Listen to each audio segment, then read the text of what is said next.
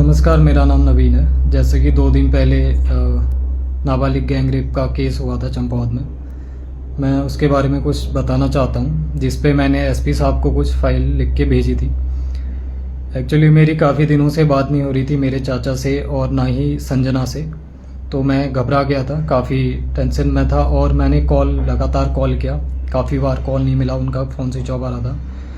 और कल सुबह ही कॉल चाचा का लगा था, बट वो चाचा ने नहीं उठाया, वो उठाया था कमल रावत ने। तो कमल रावत ने मेरे को बताया कि भाई तेरे चाचा जो है ना, वो पुलिस स्टेशन में है, ना ही रूम पे है और उनका पता नहीं है, और संजना जो है पुलिस की कस्टडी में है। तो मैं काफ़ी घबरा गया था और मैंने पूछा मेरे चाचा से बात हो सकती क्या। उसने कहा कि तुझे मैं एसपी का नंबर देता हूँ, एक बार उनसे बात कर ले।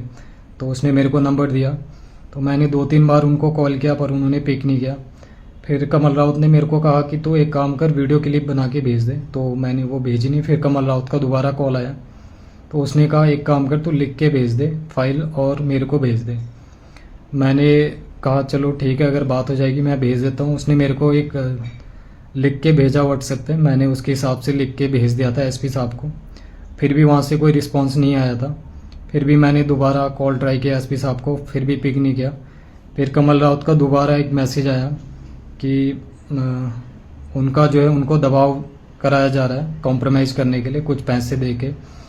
तो मैंने कहा कॉम्प्रोमाइज़ तो नहीं करेंगे, अगर मेरी बहन के साथ गलत हुआ तो हम कॉम्प्रोमाइज़ नहीं करेंगे, मैंने सीधा उसको बोला था। तो उसका कहना था कि गलत तो हुआ, वो संजना खुद बोल रही है, और उसने मेरे को जो है फ़ोटो भी भेजी थी रस्सी से बंधी हुई। तो मैं थोड़ा गुस्से में आ गया था कि मेरी बहन के साथ सच में गलत हुआ है। वो सब फ़ोटोज़ देख के मुझे लग रहा था कि हाँ सच में गलत हुआ है। तो उस करके मैंने जो है एसपी साहब को एक फ़ाइल भेज दी थी, जिसमें कमल रावत ने मेरे को वो मैसेज बना के भेजा था कि ऐसे ऐसे तू भेज दे। जैसा कि आपको पता ही है, कमल रावत 2-3 महीने से मेरे चाचा का वहाँ पे चंपावत में इलाज वगैरह करा रहे हैं, उनका ख्याल रख रहा है। तो मेरे दिमाग में 1% भी डाउट नहीं था कि ये ऐसा कर सकता है। बाद में जैसे कि फिर शाम रात को मेरी चाचा से बात हुई, तो उन्होंने बोला कि ऐसा कुछ नहीं है, पैसे लेके कोई कॉम्प्रोमाइज़ नहीं हो रहा है। तो ऐसा फिर उन्होंने कमल रावत और संजना की सच्चाई बताई कि ये दोनों आपस में मिलके इन्होंने ड्रामा किया है। तो मेरे को बहुत गुस्सा आया, क्योंकि इसमें बेफालतू में मैं फंस गया। जैसे कि कमल रावत ने बताया मेरे को कि 50 लाख का अमाउंट देके ये कॉम्प्रोमाइज़ करना चाहते हैं।